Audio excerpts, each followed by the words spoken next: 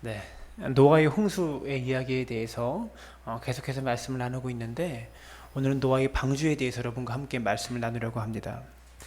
오늘 본문은요, 한 사람의 순종이 얼마나 중요한지를 말해주고 있는 본문입니다. 여러분, 노아를 한마디로 말하면 뭐라고 말할 수 있을까요? 순종의 사람이라고 말할 수 있는 것입니다. 우리가 전에 나누었던 창세기 4장의 가인과 아벨의 대화 중에서 이야기 중에서 아벨을 예배의 사람이라고 할 수 있어요. 하나님 앞에 바르게 예배했던 사람이라고 말할 수 있고 5장에 나왔던 에녹이라는 사람이 있습니다. 이 에녹은 동행의 사람이라고 할 수 있는 거예요. 하나님 앞에 예배하는 한 사람의 가문에서 그의 자녀 중에서 하나님과 동행했던 자가 나왔다라는 것이죠. 그리고 창세기 6장에서는 그 에녹의 자손 중에서 노아가 나옵니다. 그는 순종의 사람입니다. 이 모든 것이 무엇을 통해서 시작합니까? 예배를 통해서 시작했다라는 거예요. 우리는요, 예배를 통해서 하나님과 동행할 수 있고요, 예배를 통해서 하나님의 말씀에 순종할 수 있다는 것을 기억해야 되는 것입니다. 세상에는요, 수많은 사람들이 살아가고 그들 모두가 다 역사 속에서 나름대로 자기의 일들과 자기의 역할들을 감당하며 살고 있습니다. 하지만 때로는요, 잘못된 한 사람에 의해서 전 세계가 불바다가 되기도 합니다. 전 세계가 지옥이 되기도 하는 거예요. 우리가 히틀러를 보면 히틀러 한 사람 때문에 온 유대인들 600만 명이 다 학살당하고 죽임을 당합니다. 전 세계가 전쟁의 도가니 속에 들어가게 되어지는 거예요. 북한의 예를 봐도 북한의 김정은 한 사람 때문에 전 세계가 긴장하고 있는 것입니다. 반면에 의로운 한 사람으로 인해서 전 세계가 구원받는 역사 또한 일어납니다. 오늘 본문에 노아라는 한 사람, 이 한 사람의 순종을 통해서 하나님께서 온 인류를 어떻게 구원하셨는지를 우리가 함께 말씀을 통해서 나누고 싶습니다. 9절에 이렇게 말해요. 이것이 노아의 족본이라. 노아는 의인이요 당대의 완전한 자라. 그는 하나님과 동행하였으며, 이렇게 말하고 있습니다. 오늘 본문은 노아에 대한 소개로 시작하는데요, 의인이고 당대의 완전한 자라, 이렇게 말하고 있는 것입니다. 또 하나님과 동행하였으며, 이렇게 말해요. 여기서요, 의인이라는 말이 히브리 말로 차티크라는 말입니다.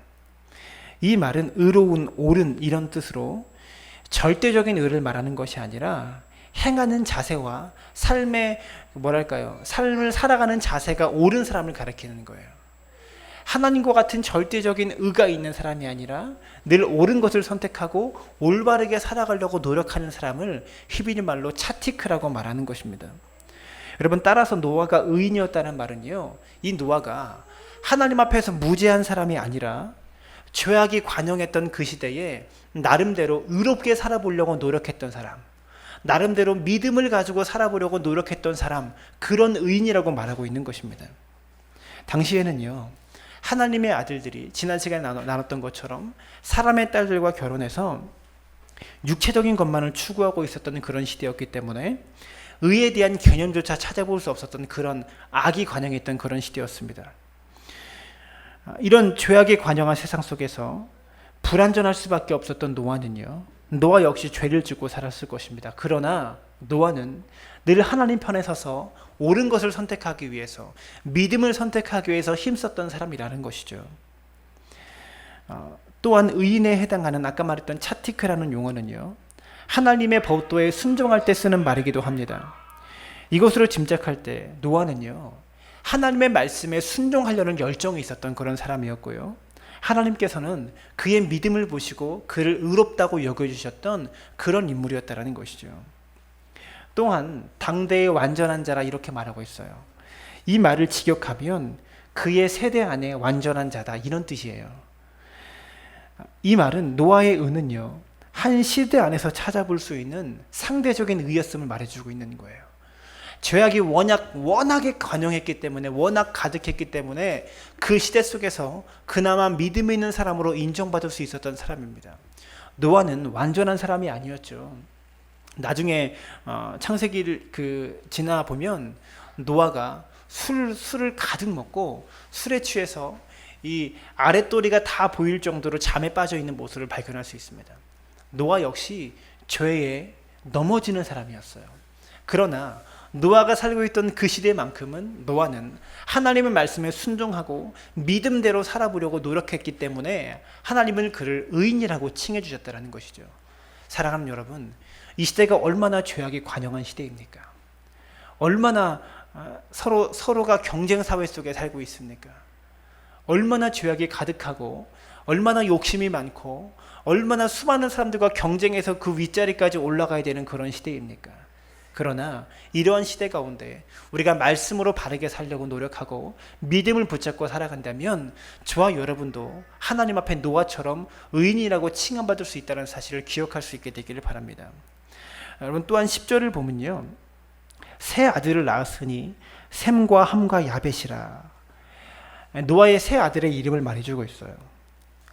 왜 성경에서 이 세 사람을 그렇게 중요하게 말할까요?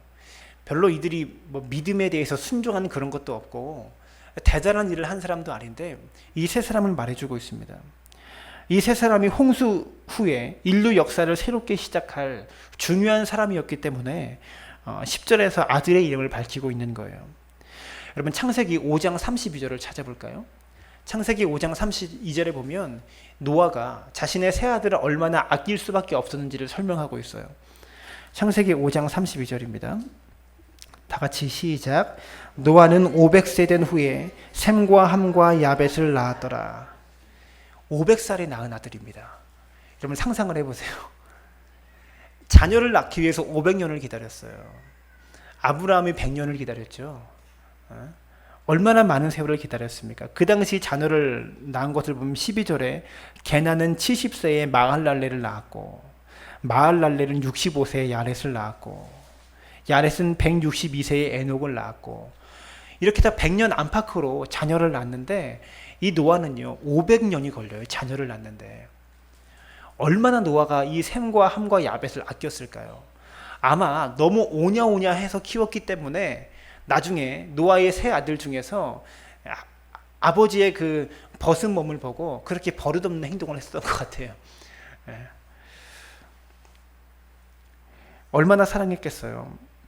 창세기 5장에 나오는 인물들 중에서 제일 늦게 자녀를 낳은 인물이 바로 노아입니다. 여러분, 그런데 노아가 자녀를 낳은 그 시대가 어떤 시대였습니까? 11절과 12절은 이렇게 말하잖아요.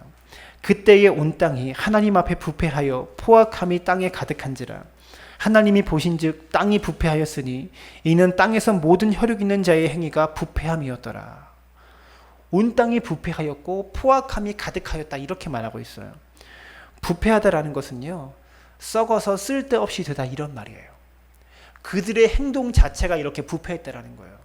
그들의 몸이 부패했다라는 것이 아니고 그들의 행동이 부패했다라고 말하고 있는 것이죠. 그러면서 13절은 모든 혈육 있는 자의 포악함이 땅에 가득함으로 그 끝날이 내 앞에 이르렀으니 내가 그들을 땅과 함께 멸하리라, 이렇게 말해요. 워낙 죄악이 간역하고 행동이 부패하고 포악함이 강렬해서 땅과 함께 그들을 멸해버리겠다라고 하나님께서 말씀하셨다라는 거예요. 그러면서 하나님께서 노아에게 방주를 만들도록 지시하십니다. 이 방주의 구조를 우리가 한번 살펴보았으면 좋겠어요. 14절 말씀 다 같이 읽어봅니다. 14절 시작. 너는 고페르 나무로 너를 위하여 방주를 만들되 그 안에 칸들을 막고 역청을 그 안팎에 칠하라.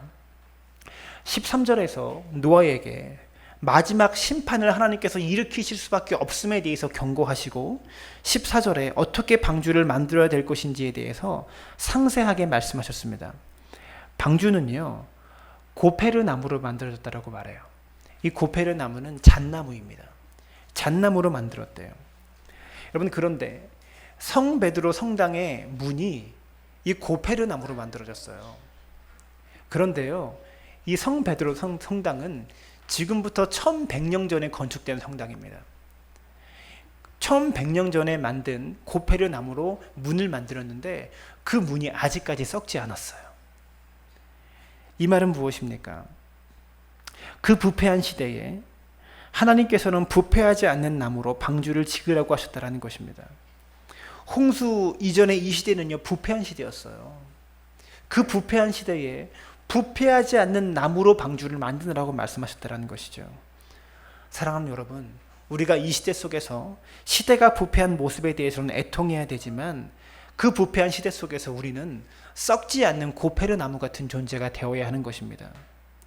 이 고페르 나무처럼 시대를 닮지 않고 썩지 않은 그리스도인이 되기 위해서는 우리는 기도해야 되고요. 노아처럼 순종하며 살아갈 수 있도록 노력해야 되는 거예요. 다시 말하지만 노아가 가진 의는 절대적인 의가 아니었다고요. 그 시대 속에서 상대적인 의였습니다. 그 시대가 다 죄악을 선택하는 그 시대였지만 노아는 그래도 믿음을 붙잡고 살아보려고 노력했던 자였기 때문에 의롭다라고 칭함 받을 수 있었던 거예요. 절대적인 의가 아닙니다. 그 시대 속에서 상대적인 의입니다. 우리 모두가 이 썩지 않는 그리스도인이 되어야 하는 것이죠. 또한 14절에 보면 역청으로 그 방주의 안팎을 칠하라 이렇게 말씀하셨습니다. 이 말은요, 역청을 그 안팎에 완전히 발라라 이런 말이에요. 방주의 겉과 방주의 속을 역청으로 발라버려라 이렇게 말하고 있는 거예요. 역청이라고 번역된 히브리 말이 이번에는 코페르입니다. 아까 나무는, 방주를 만들었던 나무는 고페르잖아요. 이 역청은 코페르입니다. 발음이 비슷하죠. 히브리 말이나 헬라어나 발음이 비슷한 것은 비슷한 뜻이라는 말이에요. 이 히브리 말로 고페르라는 말이 헬라어로 아스팔토스라는 말이래요. 이 아스팔토스라는 말에서 영어에 아스팔트가 나왔다고 합니다. 하나님께서는 역청으로 방주의 안팎을 칠함으로 말미암아 물이 새지 않도록 방수를 철저히 하라 이렇게 말씀하셨다는 거예요. 여기서 역청으로 번역된 코페르라는 단어는요, 덮는다 이런 뜻입니다.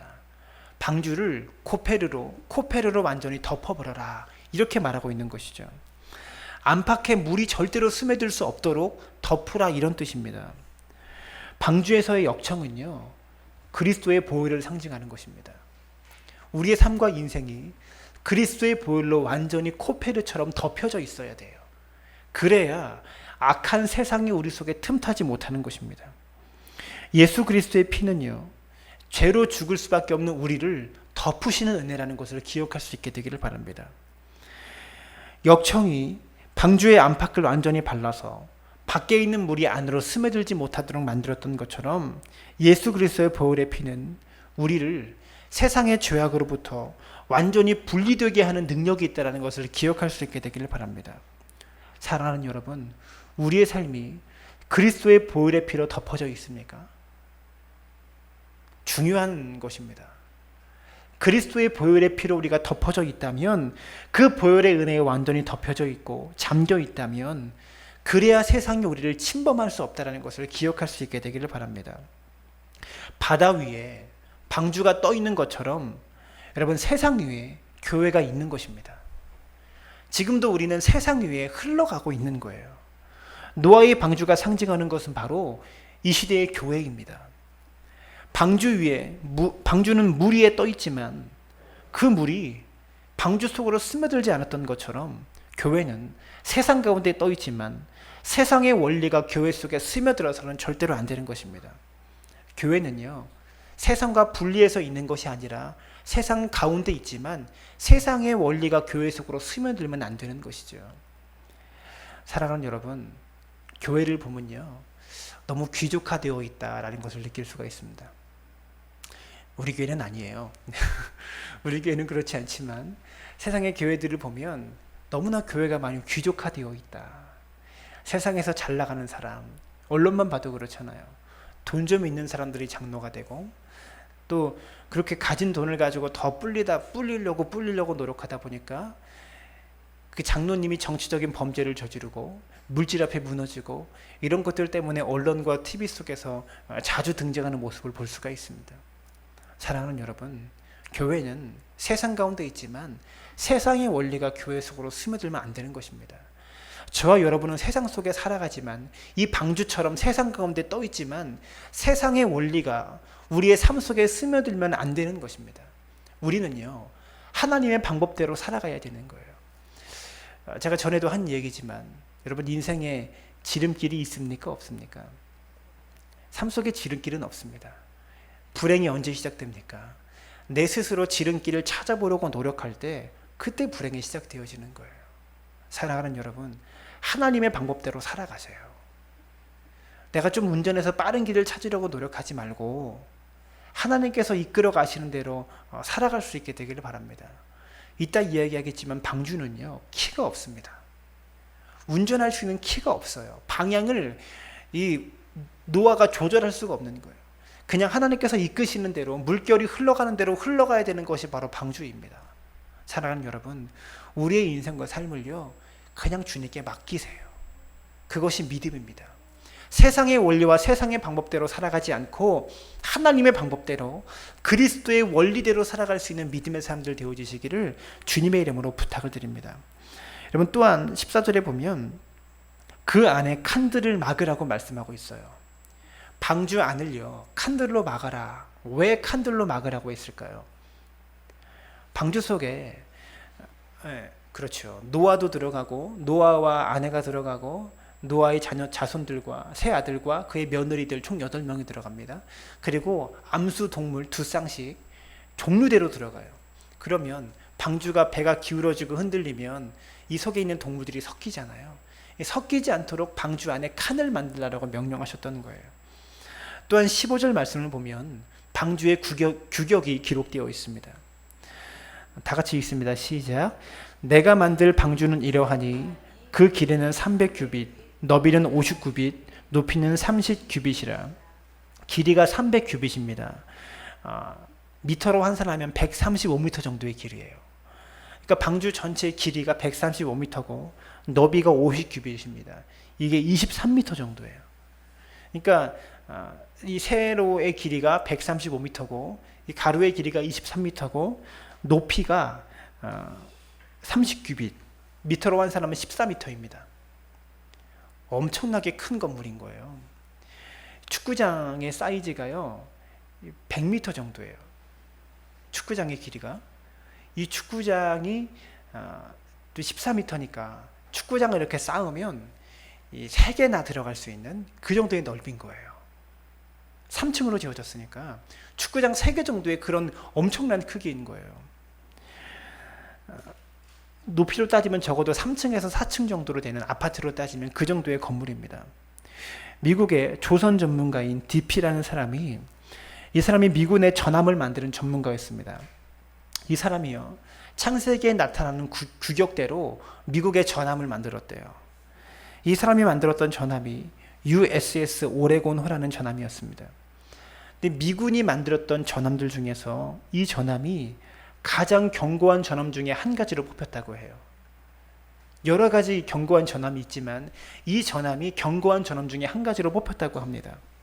여러분, 그래서 오늘 본문에 나타나 있는 방주의 규격이 매우 의미 있는 숫자라는 것이죠.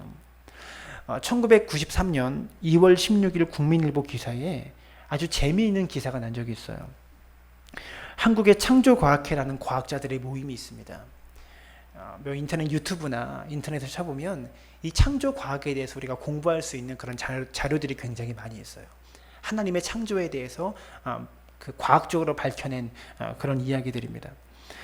이 모임에서 오늘 본문에 나타나 있는 노아의 방주의 규격에 대해서, 이 규격이 얼마나 과학적으로 타당성이 있는지에 대해서 알아보려고 해군 사관학교의 부설로 있는 기술연구소에 위탁 연구를 하게 됩니다. 그래서 이 조선 공학적인 입장에서 이 방주가 얼마나 안전한가를 실험으로 의뢰하게 됩니다.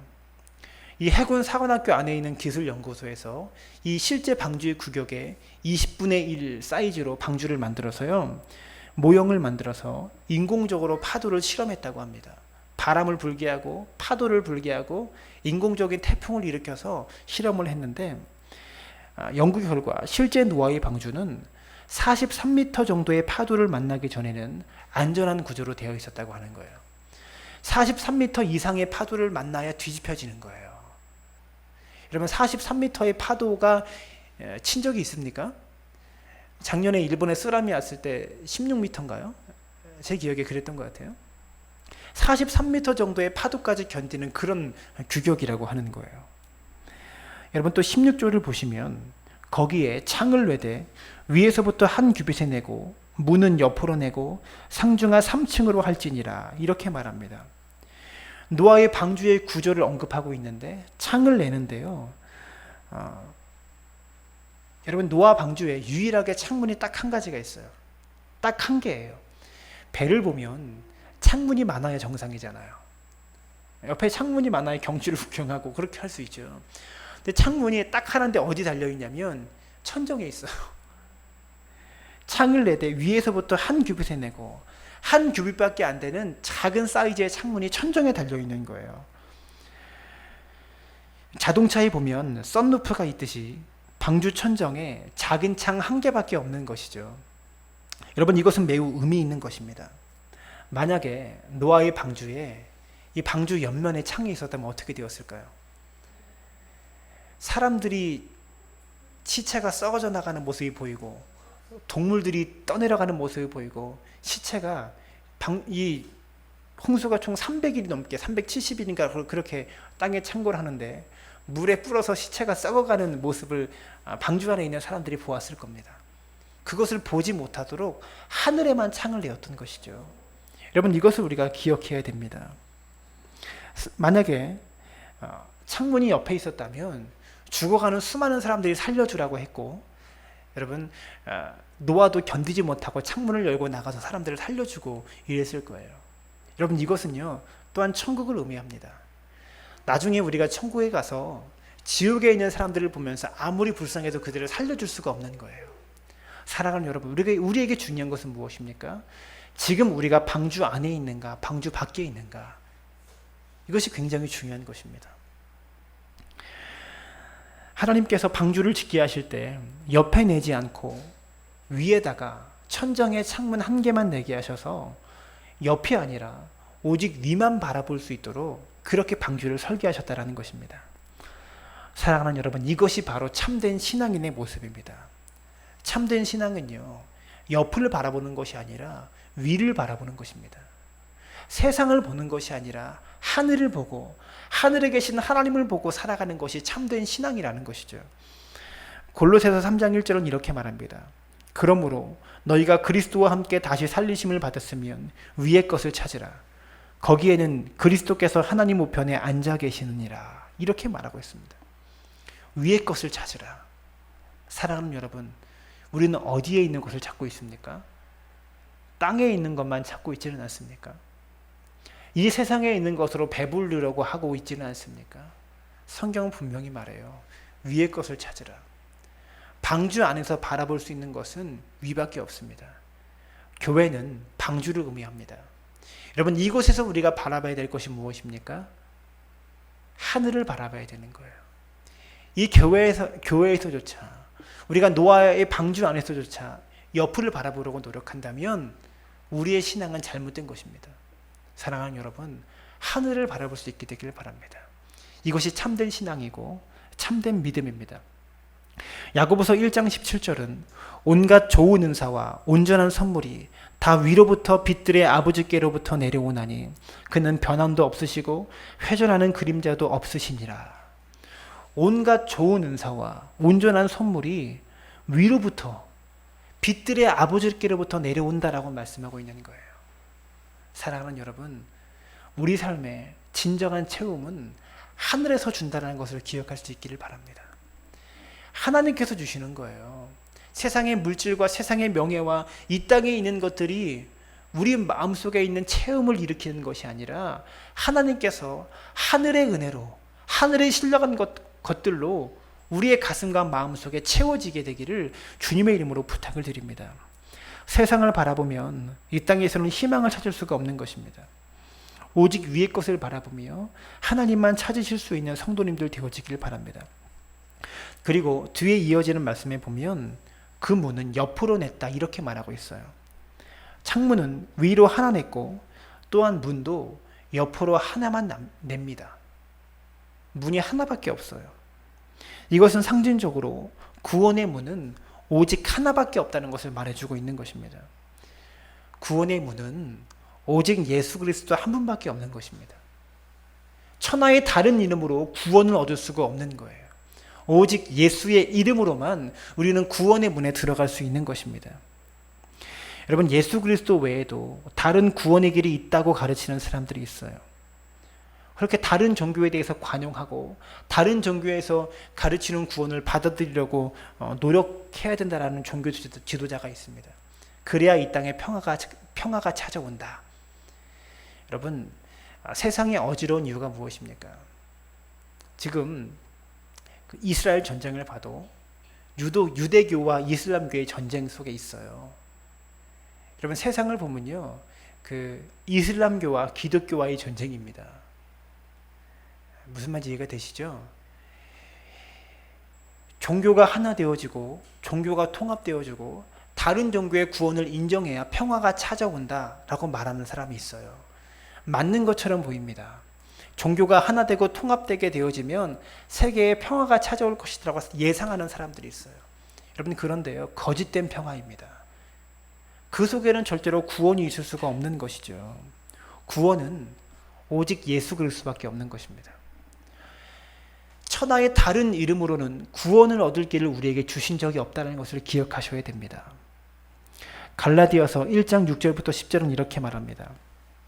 그리스도의 은혜로 너희를 부르신 이를 이같이 속히 떠나 다른 복음을 따르는 것을 내가 이상하게 여기노라. 다른 복음은 없나니 다만 어떤 사람들은 너희를 교란하여 그리스도의 복음을 변하게 하려 함이라. 그러나 우리나 혹은 하늘로부터 온 천사라도 우리가 너희에게 전한 복음 외에 다른 복음을 전하면 저주를 받을지어다. 우리가 전에 말하였거니와 내가 지금 다시 말하노니 만일 누구든지 너희가 받은 것 외에 다른 복음을 전하면 저주를 받을지어다. 바울은 2번 말합니다. 내가 너희에게 전한 것 외에 다른 복음을 전하면 저주를 받는다고 8절과 9절에서 2번이나 말하고 있어요. 사랑하는 여러분, 예수 그리스도 외에 구원의 길이 없습니다. 주님만 믿을 수 있고 주님만 따라갈 수 있게 되기를 바랍니다. 요한복음 10장 7절부터 9절을 보시면 예수님께서는 자신을 이렇게 설명하십니다. 나는 양의 문이다. 8절과 9절은 나보다 먼저 온 자는 다 절도요 강도니 양들이 듣지 아니하였느니라. 내가 문이니 누구든지 나로 말미암아 들어가면 구원을 받고 또는 들어가면 나오며 꼴을 얻으리라. 여러분, 예수님 외에 자기가 구원자라고 말하는 이단들이 얼마나 많습니까? 그 이단들 있잖아요. 신천지, 통일교, 안상홍, 이런 종교 뭐라고 그러죠? 갑자기 생각이 안 나네요. 교주들. 특징이 무엇이냐면 자기 종교에 구원이 없다라는 것을 지들도 알고 있어요. 신천지 이만희도요, 여러분, 박태선 밑에, 옛날에 신앙촌이라고 말하는 박태선 밑에 들어가서 10년 넘게 그 박태선이 정말로 메시아인 줄 알고 쫓아가고 따라갑니다. 10년 후에 보니까 이 사람이 사기꾼이었던 거예요. 자신의 재산과 집을 다 팔았는데 이 사람이 사기꾼이었던 거예요. 그래서 어떻게 합니까? 또 다시 다른 이단, 다른 사이비에 또 발을 들어놓게 됩니다. 여러분, 그러면서 총 18년 동안 이 신천지 이만희도요, 다른 이단 교주들에게 찾아가서 이단의 교리들에 대해서 배워요. 그래서 개업한 것이 신천지예요. 종교 지도자가 아니죠. 이단의 교주들은요, 다 자기 종교에 구원이 없다는 것을 알아요. 이것을 기억해야 됩니다. 여러분, 예수 그리스도만의 구원의 길이고 우리에게 꼴을 주시는 유일한 목자이심을 기억할 수 있게 되기를 바랍니다.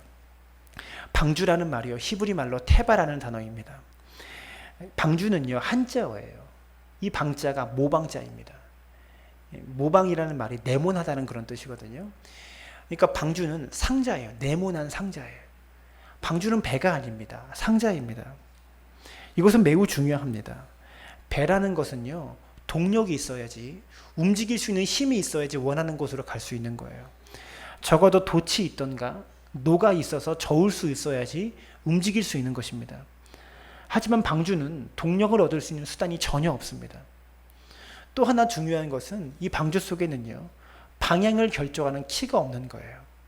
배는요, 키가 있어야 합니다. 방주는 방향을 결정해 갈 수도 없고 또 움직일 수 있는 힘도 없고 창이 앞으로 나 있는 것이 아니라 위로 나 있어서 시야가 안 보여요. 있어도 운전도 못하죠. 그런 것이 방주입니다. 눈으로 보고서 방주를 움직여갈 수 없었던 것이죠. 그러므로 방주의 특징이 무엇입니까? 사람이 움직일 수 없는 거예요. 하나님께서 움직여 주셔야지만 갈 수 있는 것이 바로 방주입니다. 사랑하는 여러분, 우리의 인생이 방주와 같은 삶이 되어야 하는 것입니다. 우리의 삶을 인도하시는 대로 우리가 노아처럼 순종하면서 그 순종할 때 주시는 순리대로 살아가게 되면 밖에 창일했던 홍수도 시간이 지나면 잠잠해지고 우리가 마른 땅에 도달할 수 있는 거예요. 이것을 기억해야 합니다. 하나님께서 방주를 설계할 때 고페르 나무로 만들어라, 역창으로 칠하라, 길이와 너비와 높이에 대해서 말씀하시고 창문은 위에 오직 하나만 내라, 문도 옆에 하나만 만들라, 상중하 3층으로 만들라 이런 실제적인 규격에 대해서 말씀해 주셨다는 것입니다. 이 방주의 특징은 안전하다라는 거예요. 절대적으로 안전하다. 이것이 방주의 특징입니다. 우리의 삶 가운데 여러분 노아와 같은 순종이 있으면 우리의 삶은 안전할 수 있는 것입니다. 이것을 기억해야 됩니다. 예수님께서 이렇게 말씀하셨습니다. 내가 너희에게 영생을 주리니 너희를 내 손에서 빼앗을 자가 없으리라. 아무리 큰 물난리가 나도 하나님의 구원의 손에서 우리를 빼앗을 자가 없다라는 것이죠. 사랑하는 여러분, 방주는 안전합니다. 이 방주에 탑승할 수 있게 되기를 주님의 이름으로 축원합니다. 18절을 보시기 바랍니다. 18절 함께 있습니다. 시작. 그러나 너와는 내가 내 언약을 세우리니 너는 내 아들들과 내 아내와 내 며느리들과 함께 그 방주로 들어가고. 여러분, 성경은요, 이 노아가 방주를 만드는 기간을 정확하게 언급하고 있지는 않지만 성경의 기록대로 계산해 보면 120일 정도다라고 계산이 나옵니다. 120년이라는 엄청난 세월 동안 노아는 방주를 만들었던 거예요. 여러분 생각해 보세요. 이 노아의 한 가정이 공사하는 큰 기업체도 아니고 한 가정에 이만한 사이즈의 크기의 방주를 만들었다는 거 120년 걸려도 만들 수 있을까요, 우리가?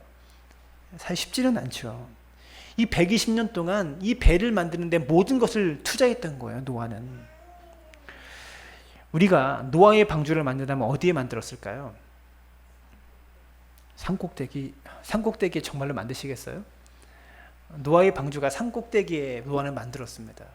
근데 우리가 만들었다면 어디 만들겠어요? 바다 앞이나 이런 데 만들죠. 타고 나가야 되니까. 노아는 산꼭대기에 만듭니다. 왜 그렇습니까? 하나님께서 명령하셨기 때문에 산꼭대기에다 방주를 만들어요. 이렇게 명청한 사람이 어디 있습니까? 말도 안 되는 사람이죠. 근데 노아는 순종합니다. 여러분, 이 노아가 방주를 산꼭대기에 만들 때 세상 사람들이 얼마나 비웃고 얼마나 노아를 조소했을까, 이것을 생각하게 됩니다. 노아가 방주를 만들 때요, 노아의 아내와 노아의 아들들 또 3명의 며느리 이렇게 들어가서 구원을 얻게 됩니다. 여러분, 저는 그런 생각이 들었어요. 노아가 자식들을 설득하기가 쉬웠을까요? 자식들이 그냥 믿음으로 순종하고 아버지가 시키니까 바로 따라갔겠어요? 여러분의 자녀들이 그럽니까? 이 노아의 자녀들이 노아의 말에 순종하기가 얼마나 어려웠을까요? 그리고 노아가 자식들을 설득하기가 얼마나 어려웠을까요? 성경은 말하고 있지 않지만 매일 싸웠을 겁니다. 아버지, 노후는 어떻게 하시려고 이렇게 모든 재산을 투자하며 방주를 만드십니까? 게다가 산꼭대기에 뭐 하는 짓입니까? 얼마나 아들들과 싸웠을까요? 근데 노아는 아들들을 어떻게든 끌어다가 방주 속에 앉혔다는 거예요. 사랑하는 여러분, 우리의 자녀들을요, 노아처럼 해야 됩니다. 이것을 기억할 수 있게 되길 바라요. 성경은 말하고 있지 않지만 노아가 이 세 자녀들을 방주 속에 태우려고 이 120년 동안 얼마나 많은 자식들과의 설득의 과정, 인내의 과정, 씨름의 과정들을 거쳤을 거예요. 게다가 자식들의 나중에 믿음을 봐도 이들이 믿음이 좋은 사람이라고 말하기가 힘들잖아요. 이들의 태도를 봐도. 사랑하는 여러분, 노아처럼, 모르겠어요. 이게 성경에 정확하게 나온 것은 아니지만 제가 추리해보고 제가 상상해봤을 때 노아는 이 자녀들을 설득하는데 굉장히 어려웠을 것이다라고 저는 추측이 되어집니다. 노아는 이 일을 끝까지 순종하고 감당했습니다. 이 노아의 방주에는요, 정결한 짐승도 있었고 불결한 짐승도 있었습니다. 나는 생물도 있었고 바닥을 기는 생물도 있었어요. 독수리도 있었고 달팽이도 있었고 육식동물도 있었고 초식동물도 있었습니다. 이 방주가 현대 교회를 상징하는 모형이라면 교회 안에는 독수리처럼 나는 사람이 있는가 하면 달팽이처럼 기어가는 사람도 있다는 것입니다. 이 방주는 매우 포용력 있는 그런 공동체라는 거예요. 사랑하는 여러분, 우리 교회가 이런 교회가 돼야 돼요. 어떤 사람만 품어주고 어떤 사람만 용납해주는 그런 교회가 아니라 모두를 품어줄 수 있는 그런 교회가 되어야 한다는 것입니다. 질문입니다. 이 육식동물과 초식동물이 함께 있는데 육식동물이 초식동물을 잡아먹지 않았을까요? 그리고 얘들이 가만히 있겠어요? 먹을 것을 먹고 변을 볼 거 아닙니까? 그러면 그 냄새와 그 가스가 방주 안에 창문도 없는데 어떻게 그 냄새를 다 뺐을까요? 어떻게 살았을까요? 모르겠죠. 그 동물들은요, 큰 자연재해를 만나면 하는 것이 있어요. 무엇입니까? 겨울에 봐도 겨울에 큰 추위를 만나면 무엇을 합니까? 겨울잠을 자잖아요. 아마 이 생물학자와 과학자들이 밝혀낸 사실로 이 지구의 대격변이 일어났을 때, 이 노아 홍수가 일어났을 때 방주 안에 있는 동물들은 다 잠잤을 것이다 라고 추측합니다. 여러분, 그리고 노아 홍수가 실제라는 증거가 무엇이냐면 석유가 있잖아요. 석유가 무엇입니까? 동물이 다 모여서 유해 물질이 바로 석유예요. 석탄도 마찬가지예요. 나무들이 모여서 나무들이 썩어가는 것이 석탄이잖아요. 바다를 봐도요, 바다의 모든 물이 어디에 모입니까? 한 곳에 모여요. 그냥 둥둥 떠내려가는 것이 아니고 떠내려가다 보면 한 곳에 모이는 곳이 있어요. 석유가 일정한 한 곳에서 많이 발견된다는 것은 무엇입니까? 지구 곳곳에 있는 것이 아니라 그곳에 동물들이 한꺼번에 다 썩었다는 것을 의미하는 거예요. 그 석탄이 일정한 한 지역에서 많이 발견되는 것은 무엇입니까? 물이 흐르다가 그곳에 다 모여서 썩었다는 것을 의미하는 것입니다. 이 석유와 석탄이 바로 노아 홍수가 사실이라는 것을 오히려 증명하는 자료라는 것을 우리가 기억해야 되는 것입니다. 사랑하는 여러분, 22절의 결론을 보시면 노아가 그와 같이 하여 하나님이 자기에게 명하신 대로 다 준행하였더라. 사랑하는 여러분, 노아는 순종의 사람이었습니다. 하나님이 명하시는 대로 다 준행하는 그런 사람이었다라는 것이죠. 사랑하는 여러분, 순종할 때 기적이 나타나는 것입니다. 주님께서 우리의 삶 가운데 주시는 명령에 순종할 때 하나님의 기적이 나타난다는 것이죠. 사랑하는 여러분, 노아와 같은 순종의 사람이 되셔서 하나님의 기적과 은혜를 경험할 수 있는 믿음의 사람 되어지시기를 주님의 이름으로 축원합니다.